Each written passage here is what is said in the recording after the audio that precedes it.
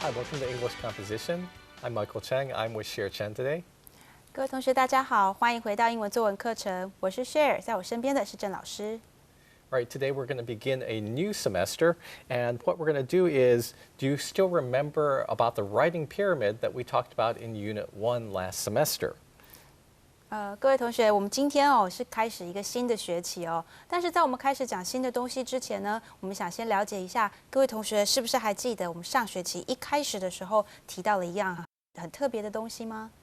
And so that writing pyramid had 4 different layers. You had words at the bottom, then you had sentences above it, and then you could form paragraphs, and then finally you could form paragraphs into an essay to top off the pyramid. 好，那这个奇特的东西，我们叫它做英文写作金字塔。那各位同学现在在荧幕上可以看到，这个金字塔呢是从最下层的单字开始往上建筑的。当你有足够的单字之后，会往上堆叠到所谓的句子，接下来进入到段落，以及到最后，也就是所谓的作文。And so last semester, we practiced how to write a well-structured and well-organized paragraph using words and sentences. 好，我们上一个学期呢，花了一整个学期的时间教各位同学如何呢去利用这个单字啊，以及句型呢，去完成一个架构完整，而且是非常清楚、结构清楚的段落。In this semester, we're going to move on and talk about the 4th layer of the pyramid, which is essays. 好，那这个学期呢，我们的新的目标也就是呢，要继续往英文写作金字塔的高层迈进了。这学期我们要专注在英文写作金字塔的第4层，也就是短文的部分。And so, as the saying goes, a journey of 1,000 miles begins with a single step. 好，就像是我们之前呢曾经提过的这一句谚语一样千里之行呢，必须始于足下。And so, what we're going to do today is we're going to first review what we learned about writing a paragraph, and we're going to use the knowledge and the ideas we already have as a foundation to assist us into moving on to advanced levels of writing. 好，那这个学期的一开始呢，首先我们会先回顾一下之前呢关于段落写作的一些重要内容。那接着呢，我们会利用这些知识当做一个根基然后呢用它来继续往更进阶的英文写作技巧迈进。And so today in Unit 1, we are going to begin by reviewing some things that we need to know about writing a paragraph. 好，那今天呢，我们会先来复习一下关于段落写作的一些基本概念。Right, and specifically, we're going to review the topic sentence. 好，我们会复习的内容呢，包括了第一个主题句 support sentences, 所谓的支持句 and the concluding sentences. 所谓的结尾句。And in addition, we're also going to review the ideas of unity, coherence, and using specific examples. 好，那除此之外呢，我们也会来温习一些关于写作的一些概念，包括一致性、连贯性，以及如何去使用明确的例子当做佐证。And to start with our review of the paragraph, let's define what a paragraph is. 好，那首先呢，我们先来复习一下段落的定义到底是什么呢？ And so a paragraph is a group of sentences that focuses on one single idea. 好，段落呢是指一组专注于单一重点的句子。And also, a paragraph can be complete by itself, and that is what we would call a standalone paragraph, or it can be part of a larger paragraph, a part of a larger essay. 好，那除此之外呢，段落我们也可以把它定义成一个自成一篇的小短文，也就是这里各位同学看到，就是单独存在的段落。那当然它也可以是一整篇长篇文章中的一个部分。Now, a standalone paragraph will do these following things. It will introduce a topic. 好，那这所谓的自成一格的小短文呢，它可以做到以下的这些事情第一个，它必须要自己去介绍一个主题。Second, it will give you information and details about the topic. 好，接着呢，它要提出相关的资料跟细节。And then finally, it will bring a conclusion to the topic. 好，最后呢，它会归结出它的结论。And the paragraphs in the writing model during the first semester of the course were all examples of this kind of standalone paragraph. 好，那在上学期的课本中所有的这个写作范例呢，都是以这个种类的段落来作为一个例子的。Now, another kind of paragraph is a paragraph that's part of a larger essay. 好，另外一个种类的段落呢，也就是所谓的一整篇文章中的一小部分。And these kind of paragraphs will contain one idea in each paragraph. 好，那像这个种类的段落呢，它在每一个段落之中都会有一个主要的主题。But this paragraph will not be enough to complete the entire point of the essay. 但是这样子的一个主题以及这样子的一个段落呢，并不足以代表全文。Instead, it will just give you information about one section of the essay. 相对的呢，它只会提供关于这个文章一部分的资讯。And you will see many examples of this kind of paragraph in this semester of the course. 好，那在这个学期之中呢，各位同学将会看到很多这样子的段落的例子。And now the main thing to remember about both types of paragraphs is that they should have unity. And this means that they only contain one idea in the paragraph. 好，那这个地方呢，也请各位同学要注意无论是哪一个种类的段落写作方式呢，它应该都要具备所谓的一致性，也就是说，每一个段落它只能专注在一个主要的论点。Now, before we go on with more details about a paragraph, let's look at an example of a paragraph. 好，那在我们继续往下去讲解关于段落的部分呢，在那之前，我们先来看一下一个关于段落写作的例子。Now let's read our writing model together. 好，我们现在呢，先来看看我们的写作范例。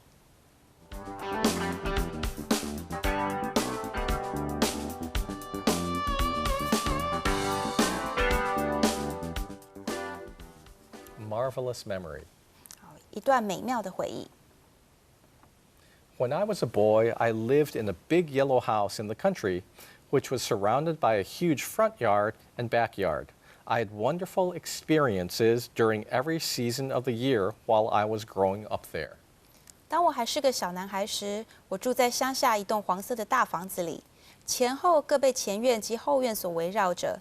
在那里长大的过程之中，我一年四季都有着美好的经验。There was a big oak tree at one end of the front yard and a broad maple tree at the other. We used to play football and other sports in between the two trees in spring and summer. 在前院的一边长着一棵高大的橡树，另一边则长着一棵宽广的枫树。春天及夏天的时候，我常常在两棵树之间踢足球，或是从事其他的运动。We had an apple tree and a cherry tree which grew behind the house. And we also had a little garden in a corner of the backyard where we planted carrots, tomatoes, and cucumbers. 在房子后方长着苹果树及樱桃树，同时在后院的一个角落有着一小片的庭园。我们在那里种植着红萝卜、番茄以及小黄瓜。In the autumn, we picked our own fruits and vegetables to make homemade apple pies for dessert and fresh salads for dinner. There was also a big grassy hill up the road. 到了秋天，我们会摘取我们自己种植的水果及蔬菜来制作苹果派当做点心，还有新鲜的沙拉当做晚餐。门前的小路延伸到一片绿草油油的山坡。In the winter, we would bundle up in warm coats and we would run up the road to go sledding down the big hill. It was always covered with snow all winter vacation. 冬天的时候，我们裹着暖烘烘的外套，跑上斜坡小路，然后乘着雪橇滑下山坡。整个冬天，山坡上总是覆盖着雪。I really miss all the fun-filled days I had when I was growing up in the country. 我真的很怀念从前这一段在乡间充满欢乐的日子。Now let's examine what goes into a paragraph more closely. 好，现在呢，我们来仔细的再看一下这个段落。So now at the beginning of the program, we said that a paragraph is a group of sentences that focuses on a single idea. 好，在节目的一开始呢，我们已经提到了段落呢，指的是一组专注于单一重点的句子。And we can see in the writing model that all the sentences are focused on the writer's marvelous childhood memories. 好，在这个写作范例中呢，我们还可以发现所有的句子呢都是专注的在描述作者的童年回忆。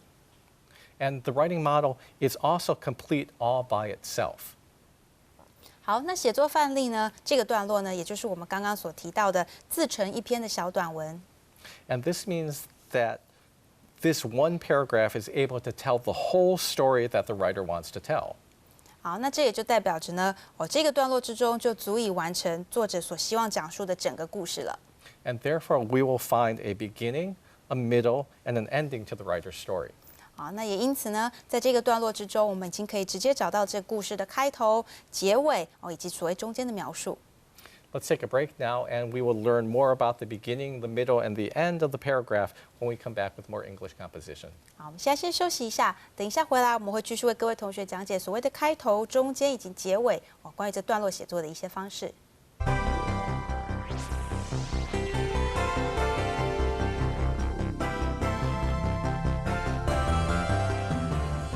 Welcome back. Now let's learn how to begin a paragraph. 好，欢迎各位同学回来。现在呢，我们先来看看要怎么样去开启一个段落。And now the best way to begin a paragraph is to start with a topic sentence. 好，那通常我们要开始写作一个段落的时候呢，最一开始的部分，也就是我们常常看这样的所谓的主题句。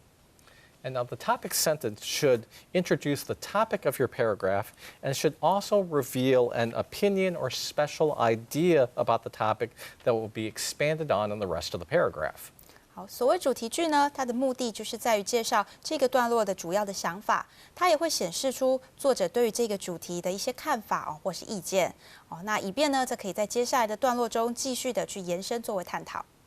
And it's important for you to use a topic sentence because it will help you to stay focused on your purpose for writing.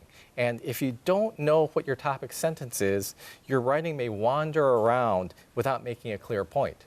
好，那使用主题句呢，对于写作来说是非常重要的因为主题句呢可以帮助你在写作的过程中一直维持你原先计划好的这个主题。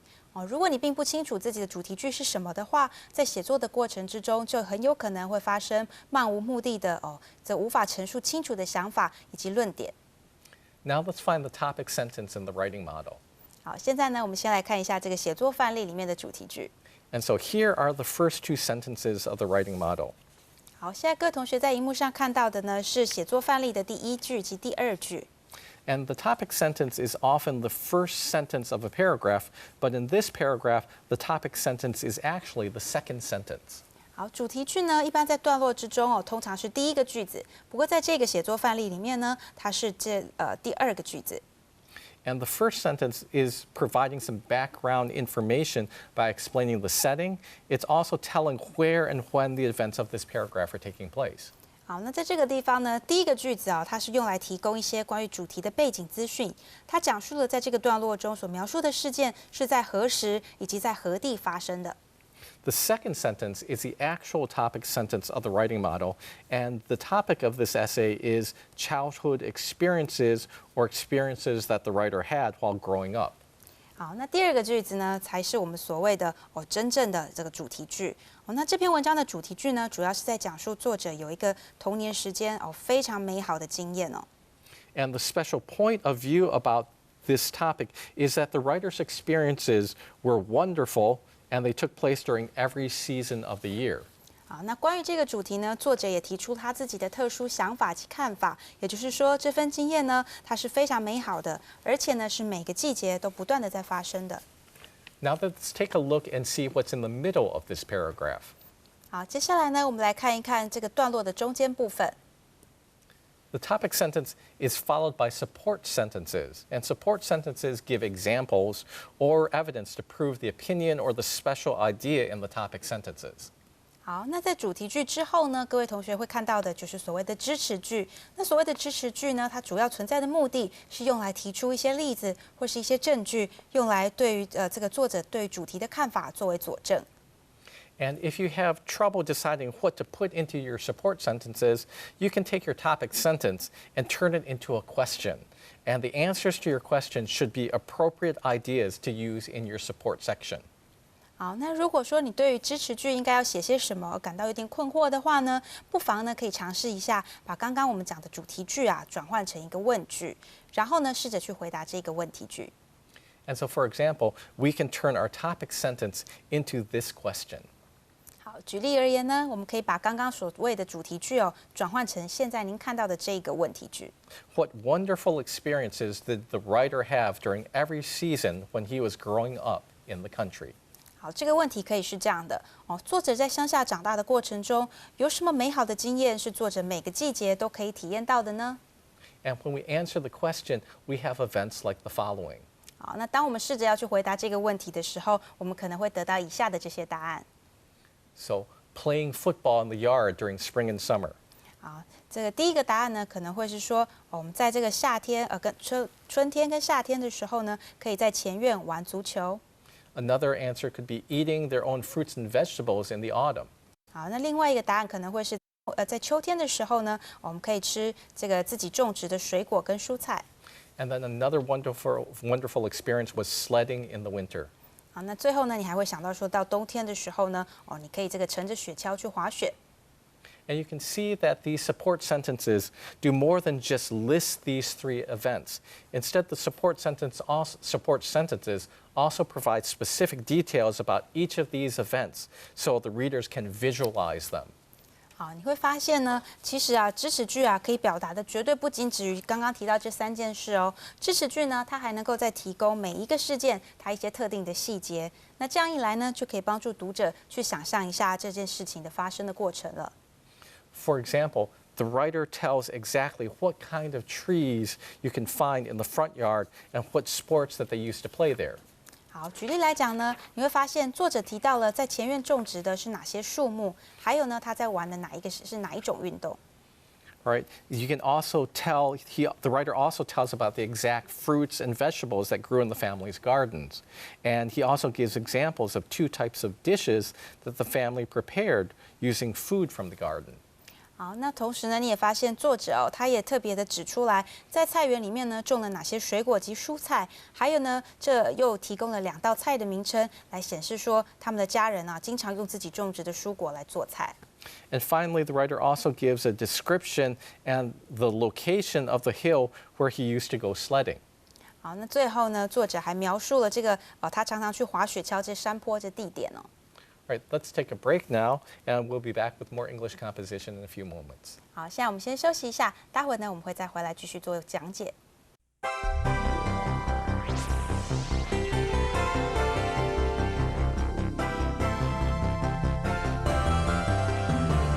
Welcome back. Let's learn about the end of a paragraph now. 好，欢迎各位同学回来。现在呢，我们要为各位同学讲解的是段落最后的结尾的部分。Now, a paragraph usually ends with a conclusion, and this is especially true for a paragraph that stands alone and is not part of a larger essay. 好，那段落呢，通常会用所谓的结尾句作为一个结束哦。那这样的结构呢，通常会出现在自成一格的这种小段落里面哦。那至于呢，所谓的长篇文章中的一个小段落呢，则比较少会有这样的状况。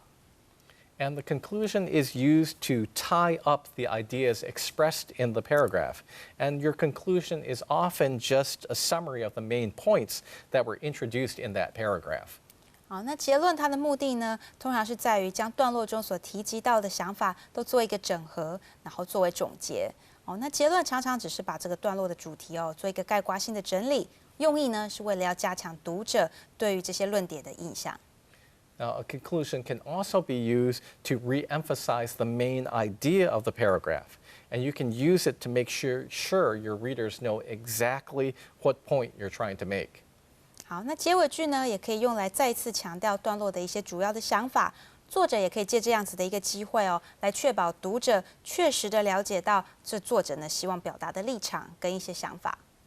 Now, in the model paragraph, this is our concluding sentence. 好，那如果各位同学再回头看一下这个写作范例呢，这是我们写作范例的结尾句。It says, I really miss all the fun-filled days I had when I was growing up in the country. 好，那这里他提到说，我真的很怀念从前这段住在乡间且充满欢乐的日子。And you can see that this concluding sentence reviews some of the information in the topic sentence. 好，你可以发现这个结尾句呢，其实它是在重复了刚刚我们在主题句中曾经提到的一些重要事情。And so you can see the words fun-filled days in the concluding sentence express the same idea of wonderful experiences that was mentioned within the topic sentence. You can see also that the topic sentence and the concluding sentence both contain ideas about growing up. 好，你可以发现呢，在这个结尾句这里提到的 fun-filled days，其实呢跟这主题句中提到的这个 wonderful experience 是相同的意思只是换一个说法。那同时呢，主题句跟结尾句都提及了关于成长的这个概念。Now let's go on and learn some general ideas about organizing your paragraph. 好，那接下来呢，我们先继续来学习一下该要怎么样去把你的文章做一个合适的架构。And you can make the ideas in your paragraph easier to follow if your paragraph is organized and it has coherence. 好，那如果呢，你把这个段落的配置能够把它架构着成为一个有条不紊，而且呢是具备连贯性的架构，这样呢将有助于读者去了解这篇文章所陈述的内容。And so you should make sure that you have a logical organization to your support sentences when you're planning what to write in your paragraph. This means that all the support sentences should have some kind of a connection. 好，当你在构思要怎么样写作的时候呢，你应该要思考，并且去确认你的支持句它彼此之间的逻辑性也就是说，句子跟句子之间呢要彼此连结。And so, for example, all the sentences may tell about events that are related to each other by time, and that this means all your support sentences will have a chronological relationship. 好，我们提到句子之间的逻辑性呢，我们可以举一个例子比如说呢，当你在讲述某一个事件的时候，支持句之间呢，彼此之间应该要有时间上面的先后次序，就是我们所谓的时序关系。And so when we talk about time, we can go and we can look and see how our writing model is arranged by time.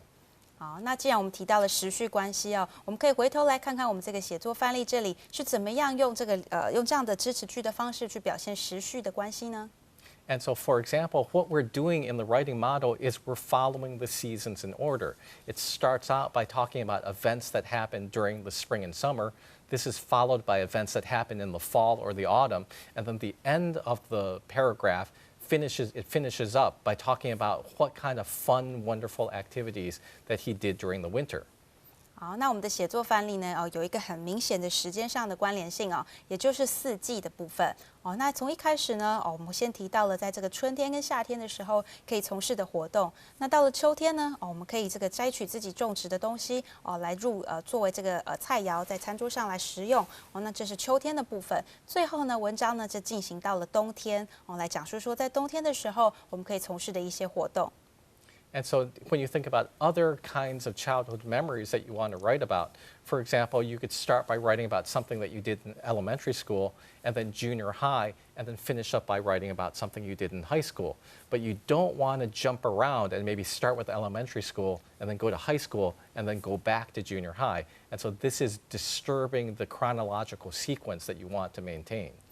好，我们再另外举例来讲各位同学如果一样要写作一个关于这个童年时候的美好回忆那你可能会借由就是这个念书念书在时间上面的关系来写比如说你可能会写说，在这个念幼稚园的时候、念国小的时候、念国中的时候，各自发生了什么事情。那在这边呢，我们要各位提醒同学那同学应该要记得就是说，千万不要在时间之间彼此这个跳来跳去一下讲国小，一下跳到高中，忽然之间又跳回国中，然后再跳到大学那像这样跳来跳去呢，反而会让读者感觉很混乱，而没有办法好好的去呈现彼此之间的时序关系。Right, so now when we talk about other kinds of paragraphs, your support sentence may show the space or location relationship between objects, and these sentences will therefore have a spatial relationship. 好，那另外一种句子之间的关联性呢，可能是在讲述某个事件或是某个地点的时候，你在这个描述的这上面呢，把空间跟地点做一个连接，那这也就是我们所谓的空间关系。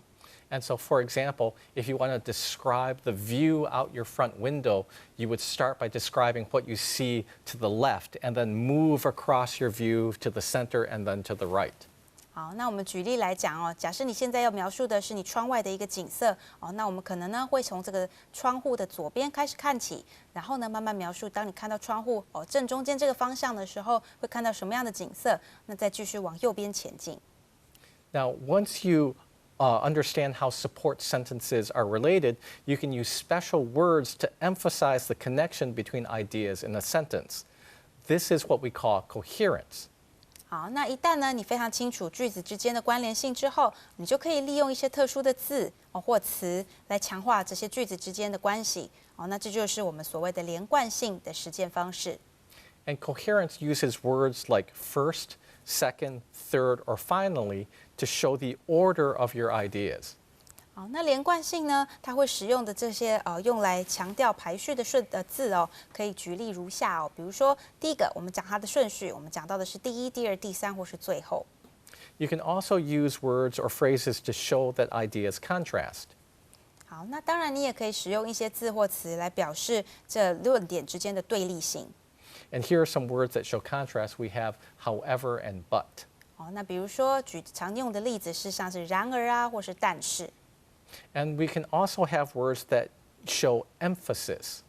好，那当然我们也可以利用一些字或词来加强语气。And so examples are furthermore and in addition. 那举例来讲你常常会使用的字词可能是再者或是此外。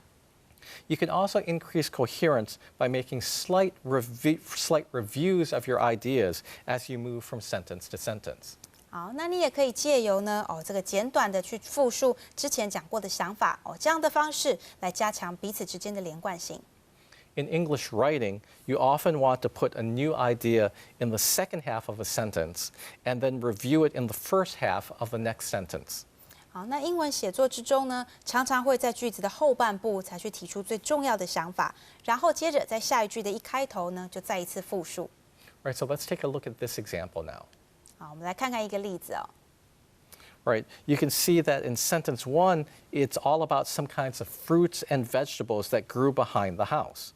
好，我们可以看到在这里呢，两个句子第一个句子呢，它提到了所有的这些水果啊，或是蔬菜啊，就是在这个房子后方的小花园中种植的这些水果蔬菜。And in the first half of sentence 2, this idea about the fruits and vegetables is repeated, although in different words. 好，那但是到了下一个句子，也就是现在看到的句子2这里呢，你发现这些水果的概念名字又再次被提到了，但是换了另外一个字来形容它们。Then in the second half of sentence 2, the ideas of fruits and vegetables is expanded on with information about the specific dishes that were created using the fruits and vegetables from the backyard.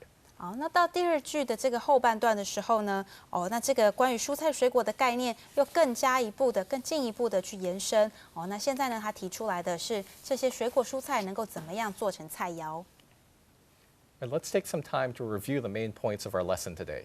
好，我们现在呢来为各位同学做一下今天的重点复习。Our topic today is the paragraph, and when you write a paragraph, make sure that you just stick to one main idea in your paragraph. 好，我们今天要讲的主题呢，是在讲述这个段落。那当你在写作段落的时候呢，你必须要确认这个段落之中只有一个最主要的这个主题。Now, paragraphs can stand alone, or they can be part of a larger essay. 好，所谓的这个段落呢，它可以是自己单独自成一格，或者是呢，它可以是一个长篇文章中的一小段。Right now, try to make sure your paragraph is not too long or too short. 好，那同时呢，各位同学也要确认你的段落不能够太长，也不能太短。And start your paragraph off with a topic sentence, follow it with support sentences, and if you have a standalone paragraph, usually you want to have a concluding sentence. 好，那当这个用这个主题句作为一个段落的开头，接着呢，后面再加上许多的支持句，去支持及佐证你主题句中提出来的主题。最后，如果这段落够完整的话呢，请你再加上这个结尾句。Right, so also make sure your paragraphs are organized logically and that they're coherent. 好，那当然也要确认你的文章是被有逻辑性的架构着，而且呢具备连贯性。Right, for your homework, make sure that you review the material in this unit, go over the grammar exercises and the writing exercises. 好，那这个礼拜回去的作业呢，请各位同学要再复习一下，并且把课本中的练习都完成。Right, thanks for joining us this week for English composition, and we'll be back with you again in another week. 好，谢谢各位同学今天的参与，我们下个礼拜会为各位同学继续做讲解。